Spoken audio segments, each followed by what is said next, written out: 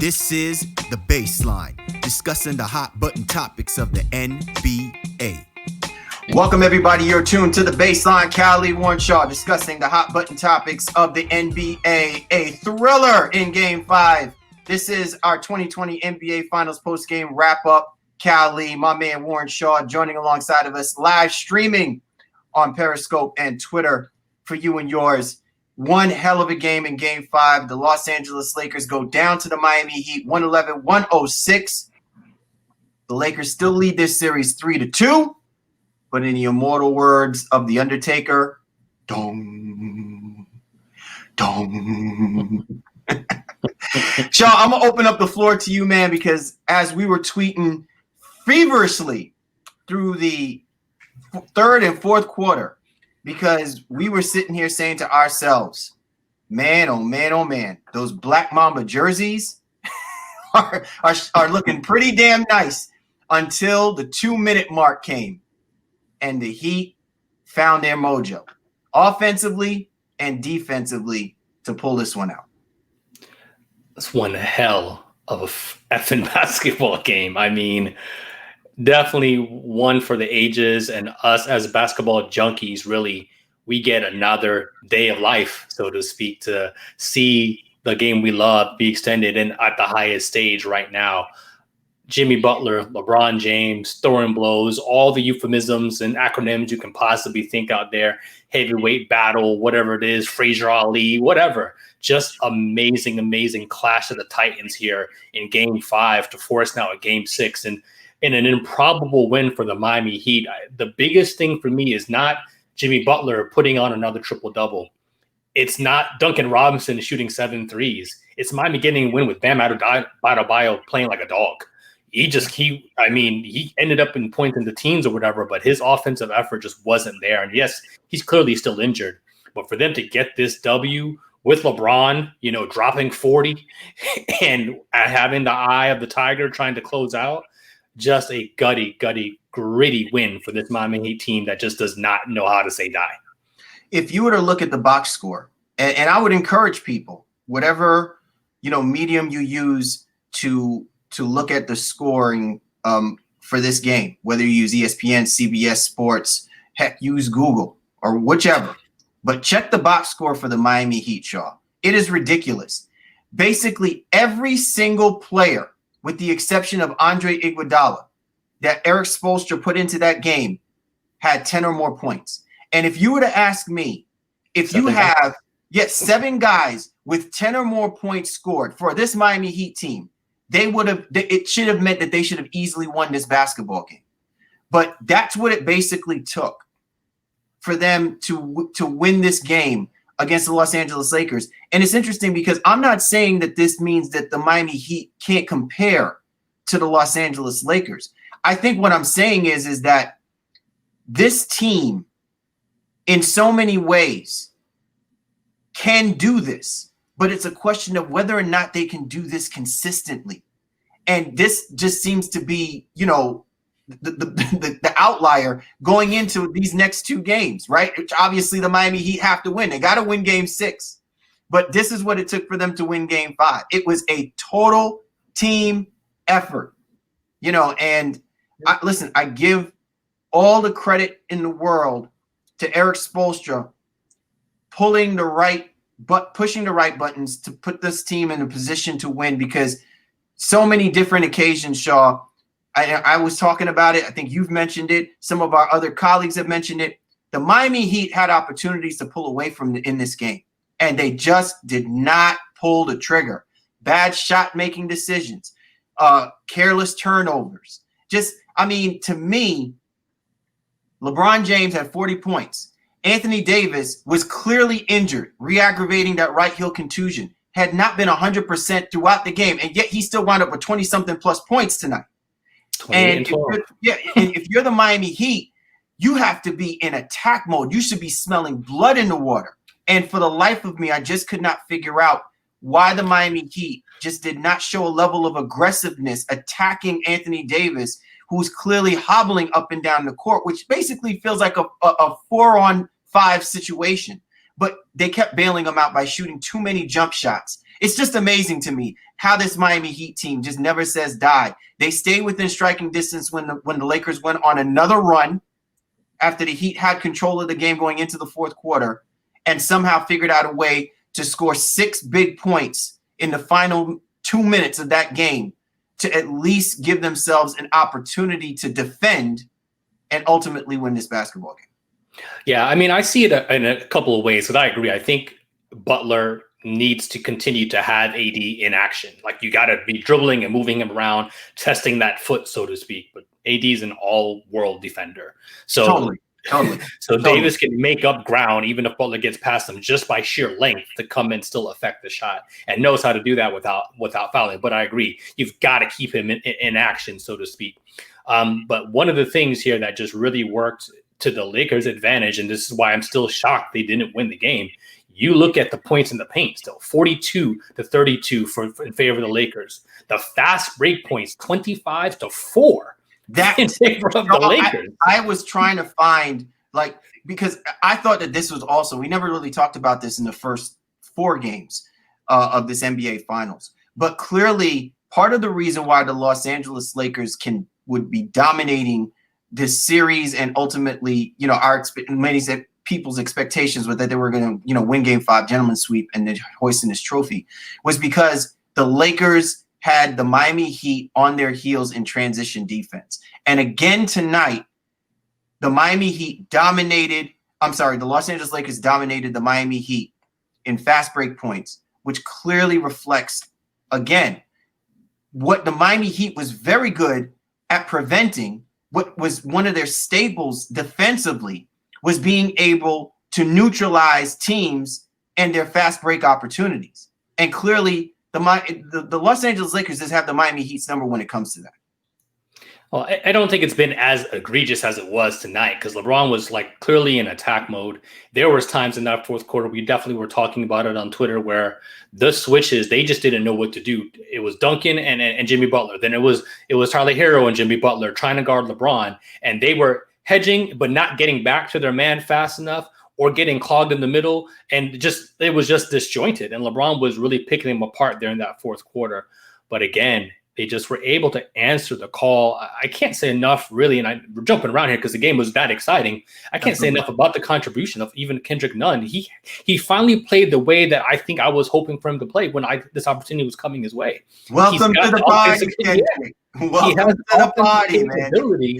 And we saw that. And sure, he still took a couple ill-advised ones there in the fourth quarter as well. And I guess you got to live with that. But you got to recognize too, and we haven't been, I think, as forgiving maybe in some ways that maybe we should be for this Miami Heat team, because now we're at a point where we expect excellence from them.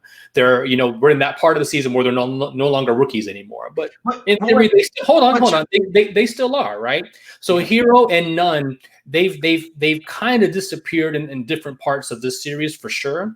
But it's great to see them bounce back. And Hero's floor game, was a lot different tonight. He didn't have he didn't have as much statistics as he did in the last game, but his floor game was a lot better ultimately. And again, Kendrick Nunn coming off the bench and giving them that boost, just amazing stuff from those young guys. Yeah. So I got to ask you this question. When you're saying expecting excellence from the Heat rookies, I think you go a little bit more in depth than that, because I don't quite understand what you mean. I think what people were expecting from guys like Tyler Hero and Kendrick Nunn is maintain that same swagger that you had coming into this series. I understand you're playing against a Goliath in LeBron James and Anthony Davis, but I don't think that changes anything from your propensity to say, if you go and attack the basket. Why are you overthinking the situation when you clearly have the advantage? And I think that was what a lot of people, especially Miami Heat fans, were waiting for.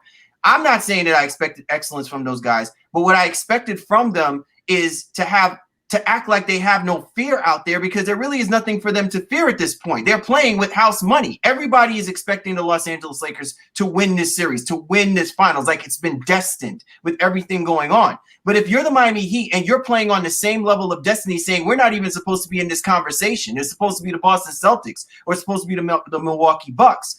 All I'm saying is you came in doing that to all of these other teams in the Eastern Conference. Why suddenly now change it because it's the Los Angeles Lakers? And I think tonight we finally saw like an out-of-body transfer experience where Tyler Hero's attitude entered into Kendrick Nunn, and Kendrick Nunn became the player that we were enamored with when we were watching him during the regular part of the season. It finally showed up here in Game 5.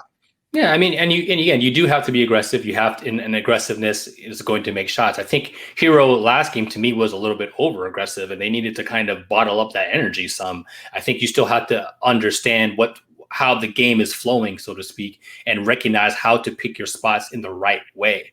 And I just don't think they had good game flow for the majority part of the series. So again, tonight, that was a little bit different, and they were a huge lift, and not seeing any Olynyk, not seeing any Myers Leonard, none of those guys touch the floor for Miami tonight. Jimmy Butler plays 47 minutes, 47-12 according to the box score. I mean, that's insane. And I think what you got out of this Heat team collectively is something that they proved me wrong a little bit, because I don't think they played perfect basketball, but they played perfect within themselves as a team and as a unit, and answered the call collectively. And I'd be stunned and amazed if Game 6 doesn't have the same, not necessarily outcome, but the same outcome in terms of trust that Spo is going to have. I think these same 7 guys are all we're going to see in Game 6 come Sunday night. And I'm just happy that there is a Game 6 to speak of.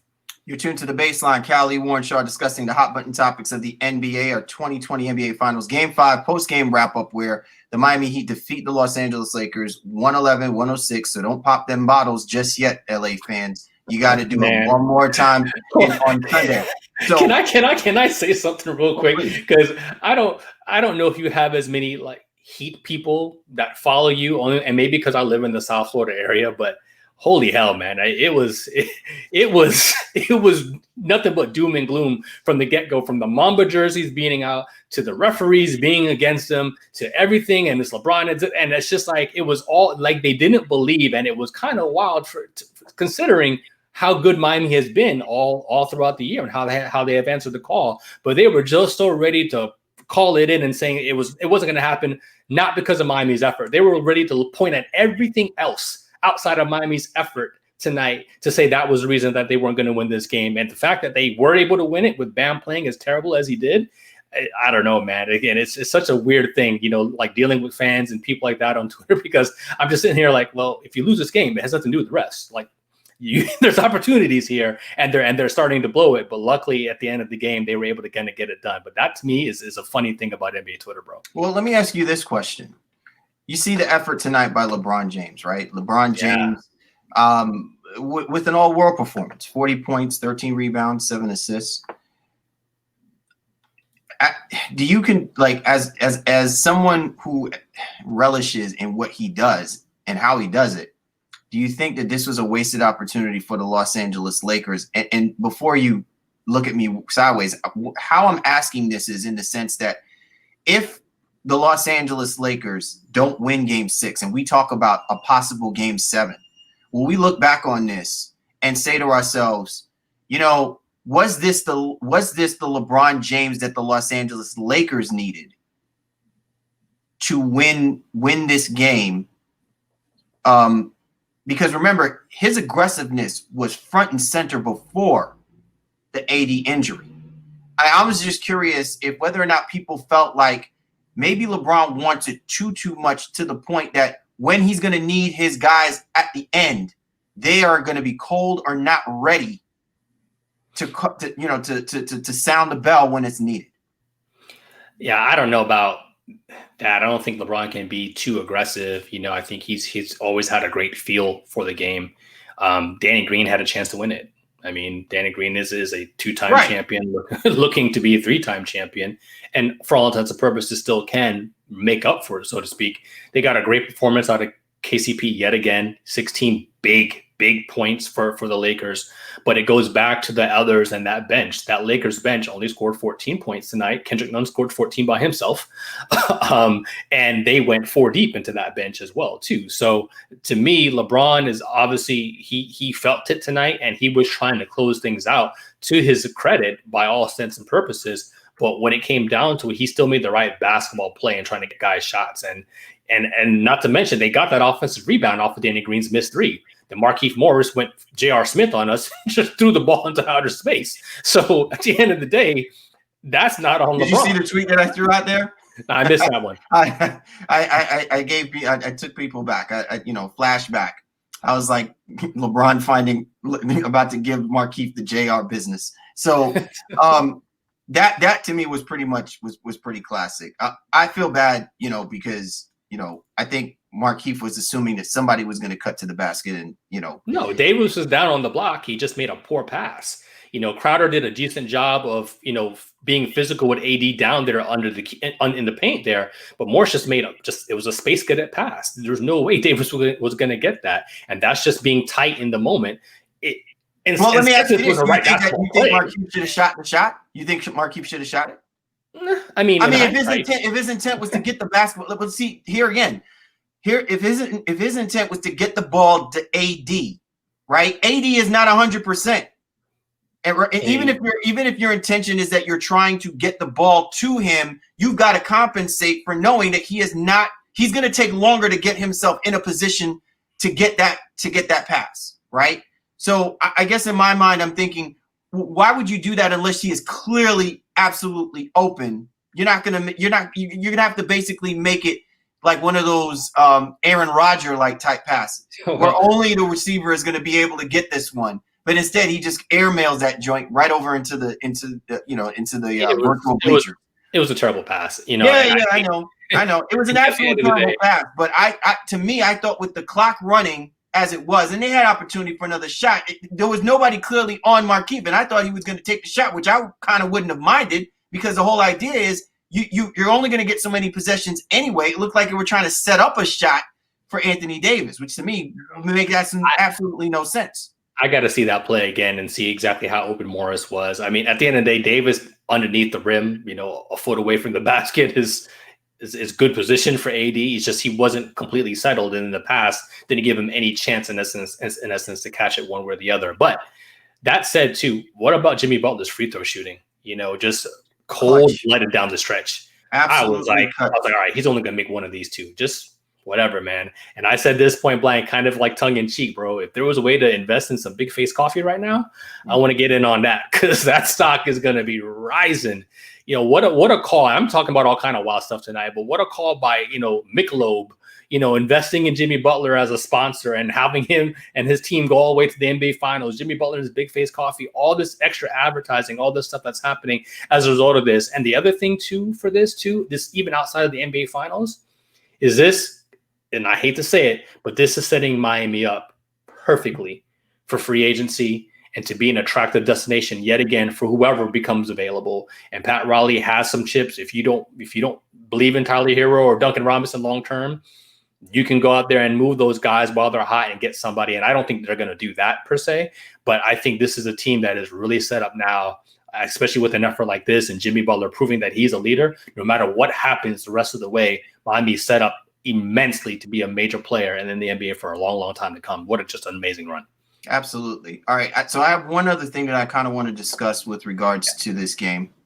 And I think maybe it might lead into, a pretty, I don't want to say extensive conversation, but a pretty good conversation nonetheless. Obviously we've seen Anthony Davis re-aggravate his heel. Apparently he had a right heel contusion earlier this year, and he's obviously re-aggravated it. And it was interesting because I was talking with Kevin O'Connor on Twitter, who acknowledged the fact that, hey, Anthony Davis at best right now is about 70% with this injury. And I said, listen, any prefix with the word re in Anthony Davis's name next to it does not spell good for the Los Angeles Lakers. And I think given the aggressiveness of LeBron James, given the kind of effort that Anthony Davis gave you, I'm not saying that going into Game 6, I would be on a lock for the Miami Heat to take Game 6. But I got to tell you, man, I am cringing right now if I'm a Lakers fan, waiting to hear the news about how severe this injury is for Anthony Davis. And I think what will be interesting too is how the Lakers organization tries to play down this injury and how Anthony Davis actually looks going into Sunday. It's not like he has this extra day like he's had between games 4 and 5. This is a quicker turnaround for Anthony Davis. And to me, there is no way the Los Angeles Lakers win Game 6 unless they get at least this version of Anthony Davis, but with some hope that his heel improves a little bit better, because this isn't even about what he can give you offensively. It's about what he can't give you defensively, which is the flexibility to switch out on certain players that obviously was able to get off tonight for the Miami Heat. Listen, I wish I could be 75% and give you 28, 12, 3, 3, and 3. It's just, that's how good this guy is. But you're 100% correct. Especially in that fourth quarter, that foot was definitely bothering him. He didn't have the same level. Is it just me though, Shaw? And again, I tweeted this earlier on. I was like, I really feel bad for Frank Vogel, because there's a reason why you have this 3-1 lead in the series. And even if the idea is that you want to close out this Miami Heat team so badly that it just makes you itch all over, that you decide to put Anthony Davis out there because he says that he's fine, but you extend him to the point that he may not even be half as good as what he gave to you tonight. I mean, what do you do? Because if you were in striking distance to win this game, you got to leave him out there on the court. But now that you lost the game, now you got to hope that he heals up at least good enough to give you a good number of the minutes that he was able to give you tonight in Game 5 for Game 6. He's no matter what, Davis is going to play. I think and Vogel will deploy him pretty much, barring, as long as he can move around from point A to point B, even if it's slowly, he's going to be out there. Simply, even if it's just a decoy defensively, to be out there because of his length and because he is so talented and still a smart player, that he knows how to try to make up space, with just kind of using his length, so to speak. So I don't think that is going to be the issue in terms of not playing him like that. They don't have a better alternative. There's not anybody does in terms of Anthony Davis, but it is something to watch as we go throughout the rest of the course of this series, as is the injury to Bam Adebayo. He looked terrible tonight. I don't think he's 100%, and I'm concerned I don't think Miami can get another win with him playing as bad as he did. So those are two things to watch. They're talking about Dragic still may not be out, and he may try to come back, but does he come back, and he's going to be obviously hobbled and do more harm than good? Injuries are starting to play a big role in this series, and as you alluded to, I think you said it in the last game, both teams are getting tired.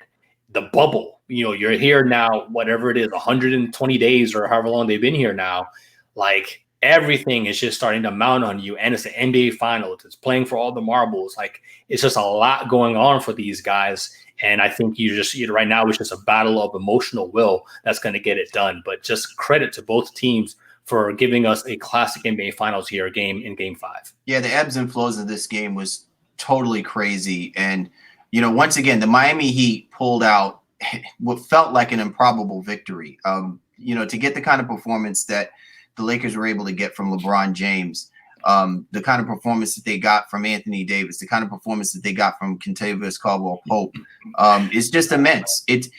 Listen, this was a pure classic NBA game to watch, much like we watched when the Celtics played the Toronto Raptors in Game 6. So, part of my logic and part of my thinking here is that, we're obviously going to get these guys ready to throw haymakers, as Mike Breen so eloquently put, in Game 6. But I do wonder, though, that all of that hype that we got from Game 5, there's going to be a level of fatigue and sloppy play, I think, that's going to be illustrated in the beginnings of Game 6. They may pick it up a little bit, but if you're the Miami Heat, to me, I think that this has to be an opportunity for you to come out swinging hard on the Lakers and really don't let your foot up off the gas. The Heat have shown a propensity, Shaw, in every single game so far in this series. In the early outset, they come out strong. And then the Lakers come out, they punch back, they counter, they go on a big run to either even up the score or they take the lead on the Miami Heat, and the Miami Heat are playing from behind over the course of the next two quarters. I think if you're the Miami Heat and you really want to change the outcome or the circumstance of how this series may swing for you in the next two games, you have got to come out hard in Game 1 and really put a statement that this is how you're going to be keeping up on them all night long, not letting up all night long. Yeah, well, I mean, I think that's going to take the total effort of, your star players, so to speak. So Bam is one of those guys. Listen, I put this out there as well too. I know we keep referring to our Twitter feed, so to speak, but has Jay Crowder lost all the money that he gained, in the first 2.5 rounds of the playoffs. I think he's done enough, just enough defensively to hold the value, but he's getting wide open looks. 4 of 13 tonight, 2 of 9 from the 3-point line. One of those threes ended up being a big 4-point play in the fourth quarter. So, kudos to him for knocking that down. But he's getting, wide open looks, and those things are just falling flat or just off left, off right. Like it's all over the place with him. And I think if Miami is really going to make a serious run and push this even to a game 7, as you alluded to, they need to be clicking on all cylinders. Jimmy Butler having to play 47 minutes and drop in triple doubles is not a sustainable situation. Ask LeBron James, from his days in Cleveland, dropping 40-point triple doubles game after game and whatever the case may be, and not being able to get that done. Like, that's a daunting task. So he's going to need some help. And even if it's not in the form of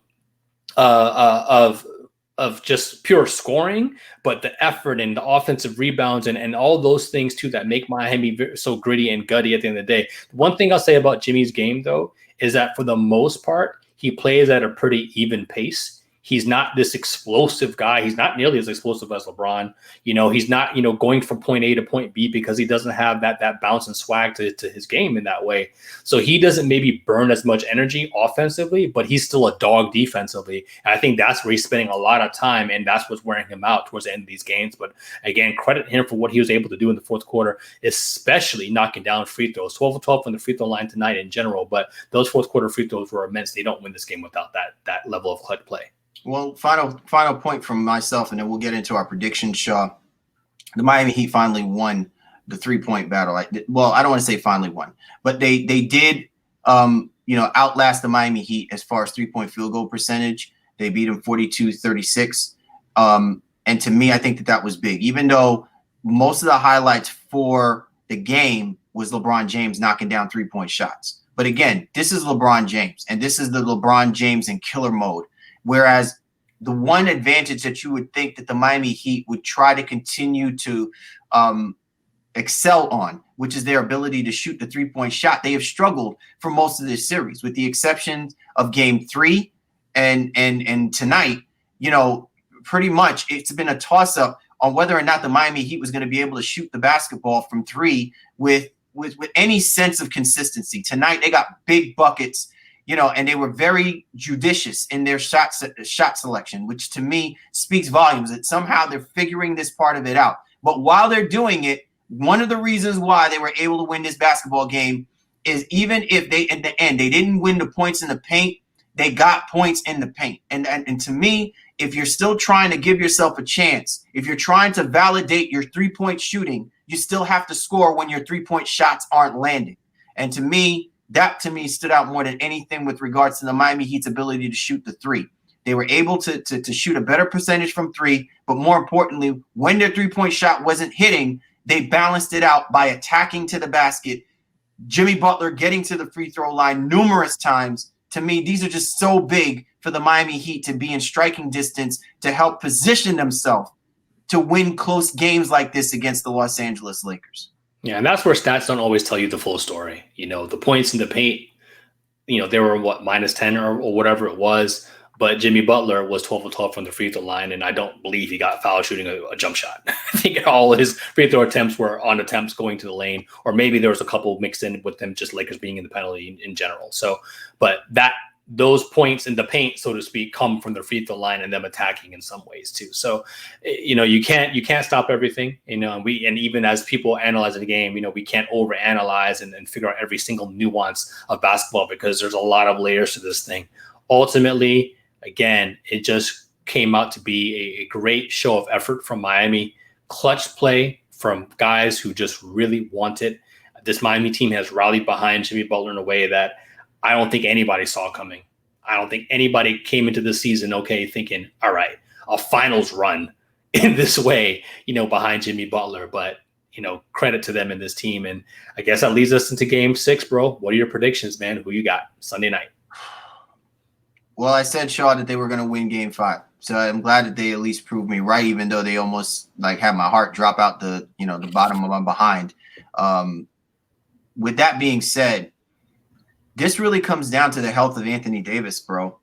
So I'm gonna stay true to what I had said in our previous wrap up. I think the Lakers win this in 6, and I think that this is the game that, again, just a collective effort from this team. If Anthony Davis is at least as healthy as he can be, like he was for tonight, or healthier. But if there's any indication that Anthony Davis injury is more severe than what's being led on, we're going to a game 7. So I'm saying this not with certainty that the Lakers win this game, because it really does come down to whether or not Anthony Davis is going to be 100%. And I mean, that's how critical Anthony Davis is. By no stretch of the imagination is he the MVP of this series. This is all about LeBron. But there is no way LeBron beats this Miami Heat team on his own, as you can clearly see. So that to me is the key factor in this. What will be the health status of Anthony Davis going into game 6? And if he is not in anywhere semblance of what he represents, we're going to a game 7. Yeah, I tend to agree with you there. I still think I'm concerned as well about Davis and Adebayo equally, for their team's, ability to win this game and ultimately the series. One thing that does stand out to me is if things get tight again, does LeBron start to lose trust in everybody but Anthony Davis? Right? Does he start to? Well, he certainly lost his trust in Markieff. I'm sure he's saying something to Vogel like, "Yo." But here's where you have to galvanize, right? You sit him next to JR in the 2-minute mark. Here's where you have to galvanize. Here's where Vogel and Kidd have to have a role to play. You have to talk to these guys and give them. Markieff is not going to be shook like JR was shook a few years ago in that finals. You can clearly see he said to LeBron, he's like, "My bad, man."